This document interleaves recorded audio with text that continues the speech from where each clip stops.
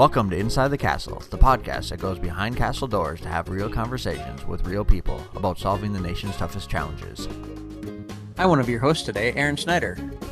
And I'm Angie Fryermuth.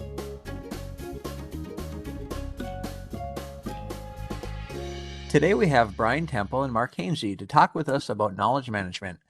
So before we get into knowledge management and what that means for the Corps of Engineers, could you guys both tell us about yourselves and really how you got to your role within the Corps? So again, my name is Mark Hainsey. I am the Chief Knowledge Officer for Headquarters Corps of Engineers.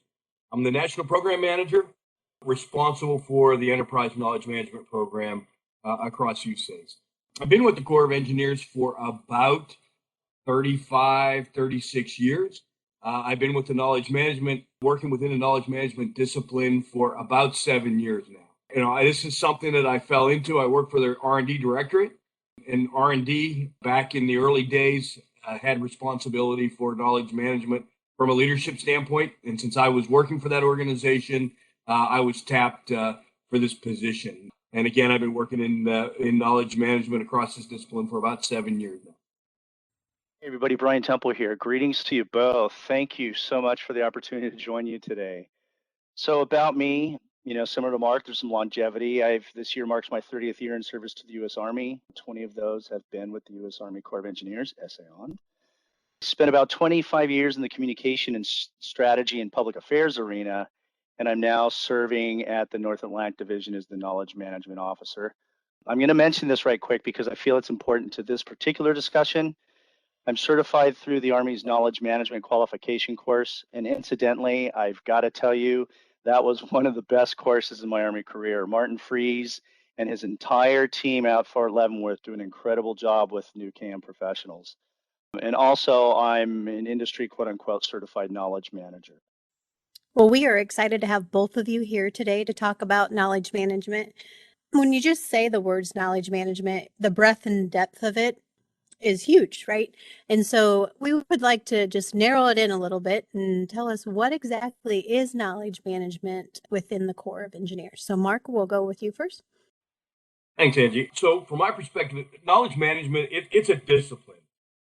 It's a discipline whereby an organization creates, shares, uses, and manages knowledge and information. And in the case of USACE, to effectively execute our programs and projects.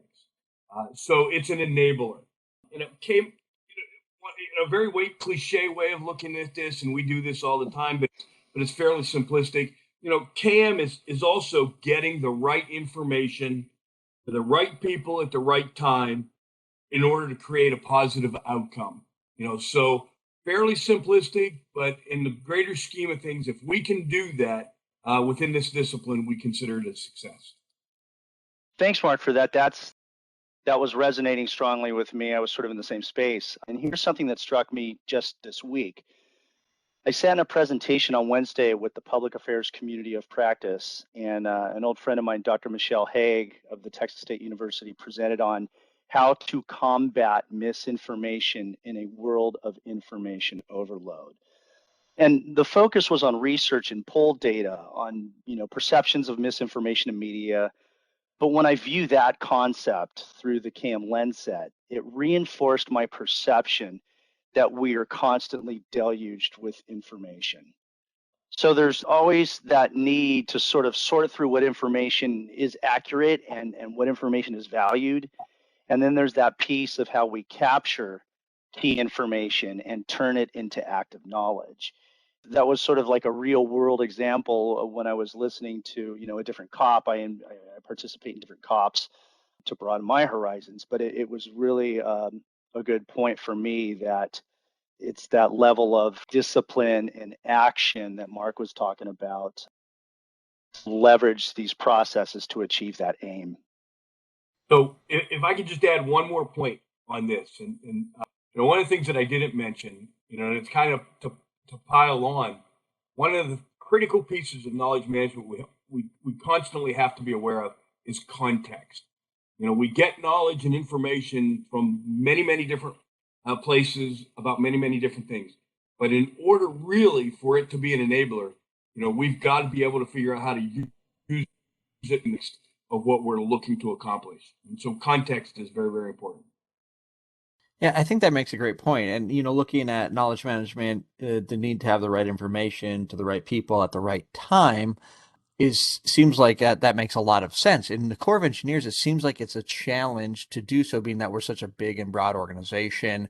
In my past work as a project manager, I remember we put a lot of effort into lessons learned and documenting the process and what we did.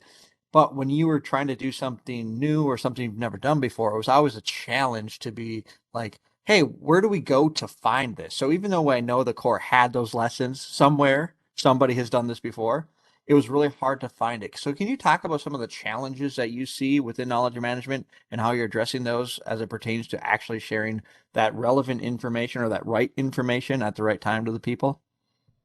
Let me build, Aaron, on one of the comments you made about the sheer magnitude of information. USACE has about 200 or so years of information that we have all over the place. And really for us, the challenge becomes, how do we get our hands onto on that information? All of it critical, or a lot of it critical, a lot of it still relevant. How can we get our hands on that work? How can we find it and really get it to the point where we can use it and make a difference? And so that's really part of the knowledge management challenge that we have, is coming up with the tools and the processes and really the ways of doing business to where we can get that information and get it where it needs to go in order to create lasting value. So to add what Mark was saying, I mean, the concepts and the systems and the tools are out there. They are obtainable. We can leverage them. But again, going back to my own, background in communication and public affairs, there's an equal balance in governance, communication, change management, behavioral change. Because the American Productivity and Quality Center, which is something that I leverage religiously, and thanks to Mark for basically pointing me that direction. There's 12 CAM elements, and they're all pertinent all at the same time, simultaneously. You've got to pay attention to content management, tools and systems, information management. And then on the other side, and it's a balanced spectrum, but on the other side, you've got change management, communication, governance, so forth. So it's all about change management and cultural change and behavior change. All of that is a part to getting people to the point of adoption of systems, tools, architectures, etc. Thank you for that, Brian. And you're right. There are so many things that go into knowledge management. And what does success look like? And I think that that's something that needs to be defined by the organization, and then the organization needs to move forward with that. So what is successful knowledge management within the Corps, and what does it take to get there? So, Angie, I think success can be viewed as, if we're able to make changes to our culture, and this really dovetails into what Brian just said. If we're able to change the culture and change folks' behavior about how they look at and use information, and really people have the opportunity to take advantage of a great deal of information we have available. If we can change their way of thinking about how to get information to where it needs to go, and how to apply that information to actually making positive changes, I think we would certainly consider that at least in part a success. We're an engineering organization. We look at things very cut and dry, very black and white, ones and zeros, however, whatever cliche you want to use to be able to describe that. But, managing our information and using our information is more than just putting information into a computer and expecting something to come out the other end that you can use. And I think that's where we get to the culture and behavioral changes, because it's about the people, and it's about how people think about their jobs and how they're going to use information. So from my perspective, if we can get folks thinking a bit differently about how they use their information and why they're using their information and for what, I would certainly consider that to be a successful component of what we're trying to accomplish. Spot on, Mark. I got something that just sort of came to mind, and this is at the 30,000 foot level. This is just sort of an overarching anecdote, which I think is just sort of comparable or to where we are. So when I was 16, my father and I were working on my very first car. I owned this 1964 Volkswagen 1500 series. It was a collector's item, but it was also a dual carbureted paint in the rear. I mean, literally, the engine was in the rear of the car, and it was just this odd thing to work on. So one day, my dad and I were working the engine, and he slammed a wrench on the workbench, and he uttered a few expletives of his choice. And then he says, "You never find the time to do something right, but you always find the time to do it over. Do it right the first time." And that completely stuck with me. If we can get things right on the first go, it will save so much time and effort. And that's to say, to go back to some of your points, the inevitable aim is to leverage CAM processes, tools, methods, et cetera. And then that part you said, I think you said it's about the people. And it is. It's about building key relationships in order to generate organic growth. So if you think passion, mutual interest, support to each other with the aim of getting projects delivered quicker and cheaper. Yeah, now you're talking my language for sure. Getting projects delivered quicker and cheaper, goes to innovation, but it's also understanding the process and how things happened before and where you had success and failures. So, would you be able to tell us really about some good successes or opportunities that the organization has had in knowledge management to give our listeners an example of what they should keep an eye out for? I think back to really a critical success story. And I'm going to reach back down to our Southwest division for this one. Back in 2015, the Southwest was involved in a really major flood fight down there. They had their hands full with one of their critical missions, and that being flood fight. They had tons of information flowing in. They had folks working round the clock to try to pull this information together, make sense of it. But they also had to deal with the public. And they had to deal with folks that were literally asking questions about what's going to happen next. What does success here look like as far as getting a handle around this flood fight process. And so, from a knowledge management standpoint, a success story down there certainly was the ability to take their tools, their knowledge management tools, things like SharePoint, things like Wiki, their collaboration abilities, to take those tools and streamline their flood fight. And a really a good example of how they did that was they were getting, roughly, I think it was the number is like 600 plus inquiries a day about just information that people were looking for to either do their job or to understand what was happening. And so they use these tools to enable themselves to really put information out to the community. And so the amount of time that they were spending answering inquiries dropped from 600 a day to single digits because they made their information available through their tools, their processes, and just streamlining how they dealt with information. And it's really a shining example of how to apply knowledge management successfully to a critical mission to make information available. So, Aaron, I've got a few here that I just sort of quickly inventoried. How much time do I have? We got enough time to hear a few examples. All right, very, very good. Some of them are a little complex, some of them are simple, but I will say this on the front end: any success is a team effort, and any growth is generated by those I get the privilege to support in my region. There are some really passionate professionals that make all the difference in the space. That's the key. And again, I'm not necessarily leveraging that, liberal arts part of me. It just is what it is. There's at the end of all of this, there are people involved, and the organic growth and people wanting to make a difference is what's so key. So, just a few examples. At NAD, we've got annual command guidance. It's published every fiscal year, and this is formal guidance with the CAM Regional Program Delivery Framework that's been sanctioned for the past several years. So basically, what are we requiring?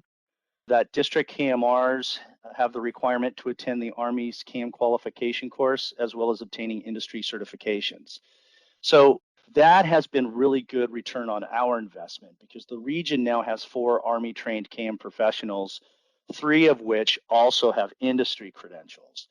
Also, one of my associates here at NAD has 2 industry certifications. So this expertise enables the CAM folks to leverage Army and industry tools and methods with some level of discipline. And that's important to me because we can pull from the same playbook, we can talk the same language, we can get together and help each other look through a lens set to solve things quicker. Also in our command guidance, we've got district KMRs are required to have properly individual development plans, which is, a basic key practice. And the KMRs are required to develop and annotate 2 district CAM initiatives with the district commanders updating their status during our quarterly regional command councils. That's one example. And then I've got just 2 others, if you don't mind. Tools related, we've got the CAM assessments. We've completed American Productivity and Quality Center assessments, which is key. We've done that regionally, sort of know where we look at ourselves on a regional level and we know where we are.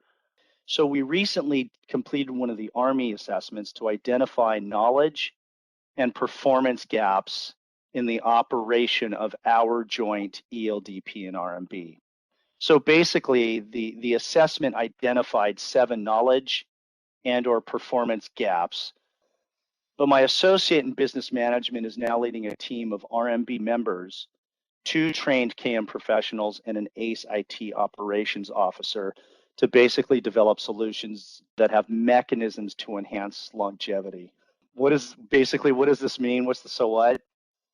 That because of the assessment and where we are now with leading this team, we will update our processes. We will deliver a searchable library system. We'll have refreshed roles and responsibilities. Those will be published. And we will provide a structure and a responsible agent to assure sustainability in these work items. So I got time for just one last simple example? Yeah, I think we can do that. Okay, so this one goes to the stems from the New York District KMR. He developed an MS Team spreadsheet for the KMRs to each view their respective initiatives. So on scratch the surface, this may seem like a simple approach, but simplicity is really good here. It has had good effects. This one is about, for me, more behavioral change.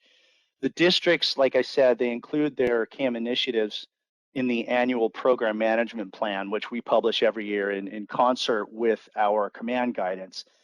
However, through interviewing each KMR, I found out that they were not necessarily looking at each other's initiatives.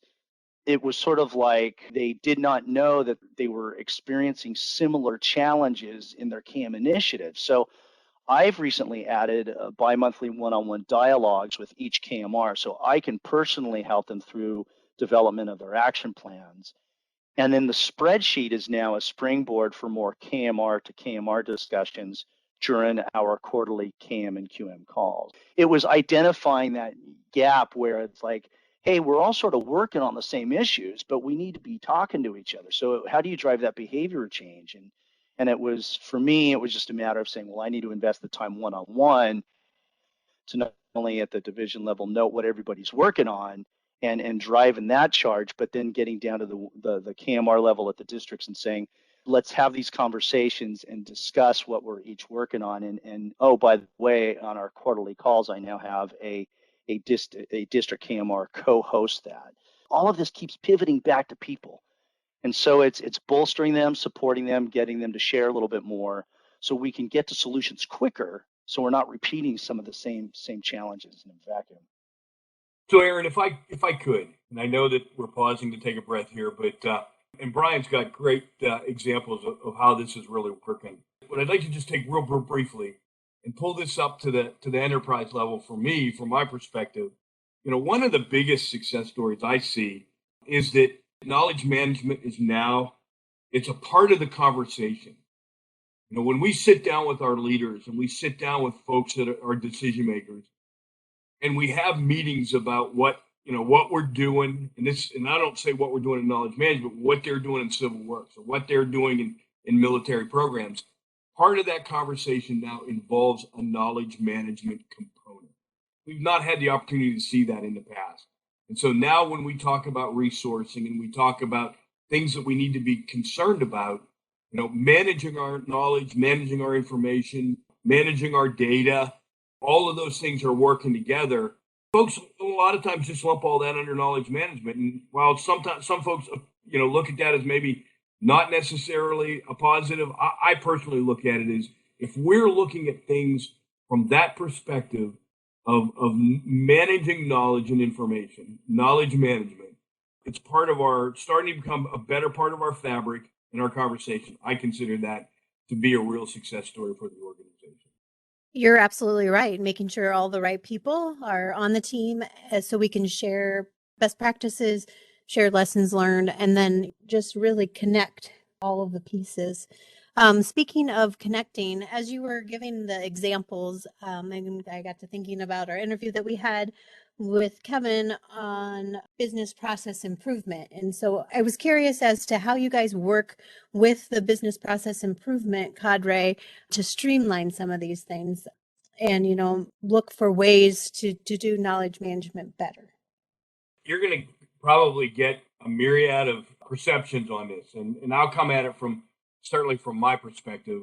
A good news story, certainly from my perspective, is I regularly meet with my counterparts in business process improvement and quality management. We have a standing meeting where we get together and share ideas and share really how we can enable each other on an ongoing basis, how we can learn.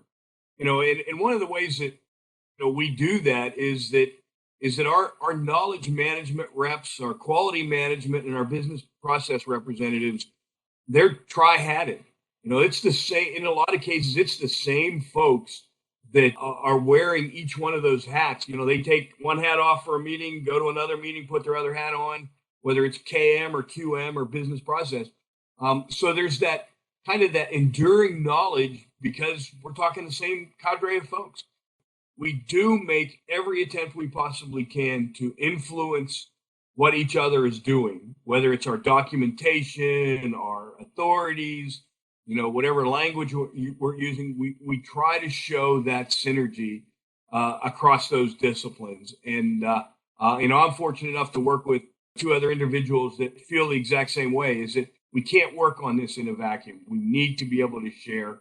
We need to be able to enable. And business process is just one of those, that I try to enable that process as much as I can in knowledge management and vice versa. At this point, I think we have a success story. We got a lot of work to do. We got a lot of folks that we need to convince that this is actually working, but I think we have a good start.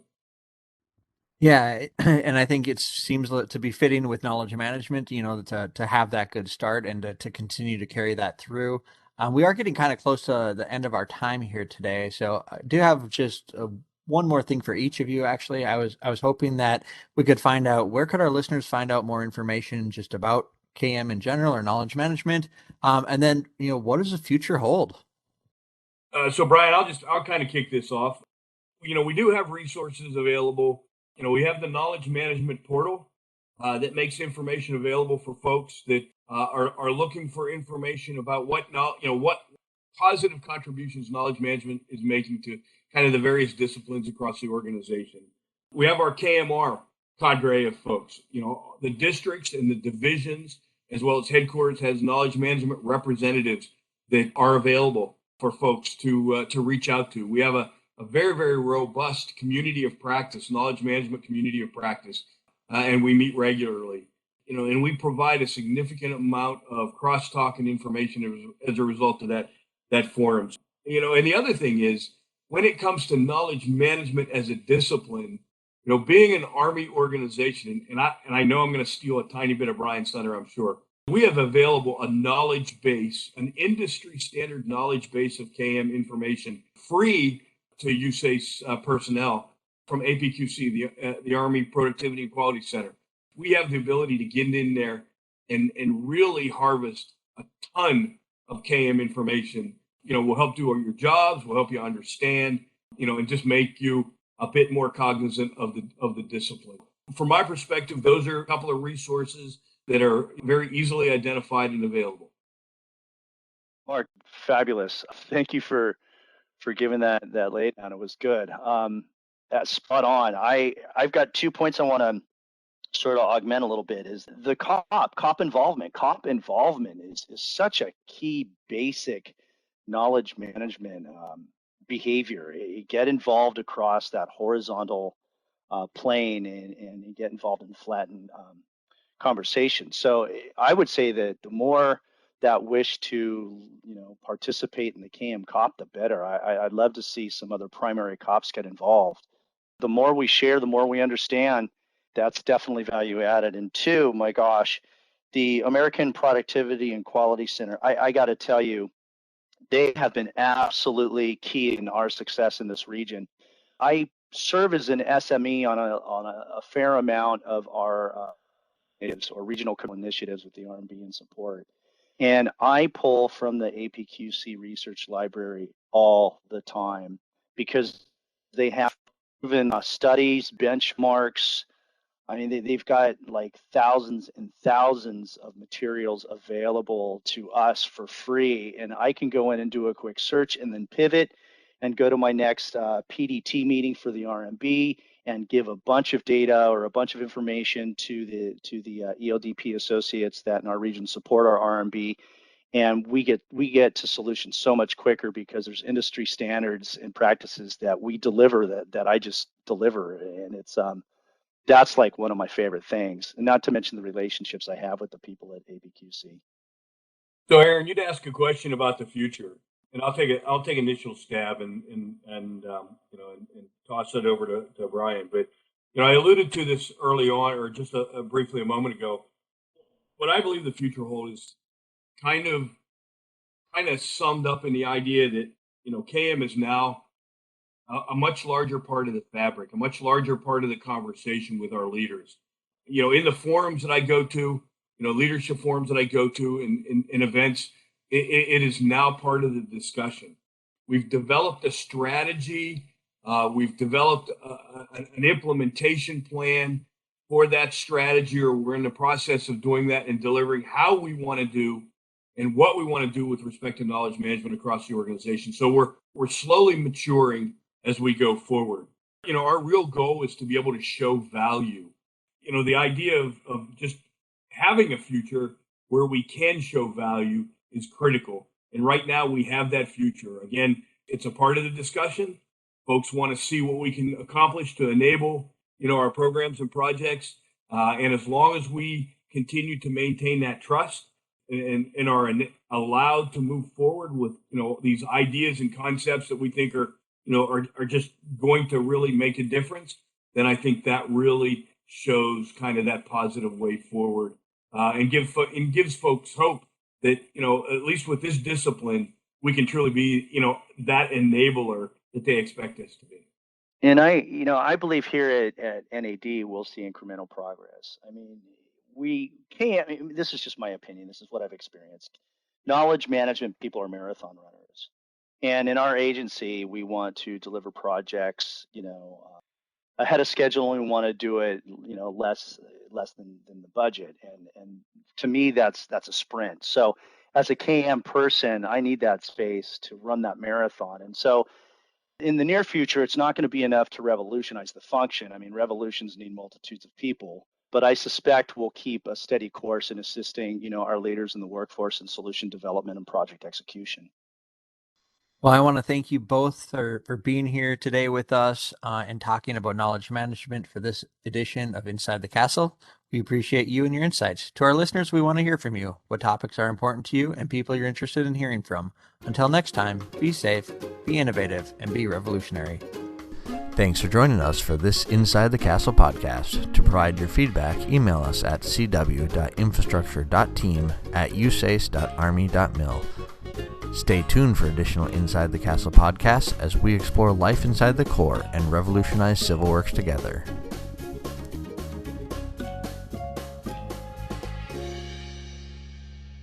All right, that's a wrap.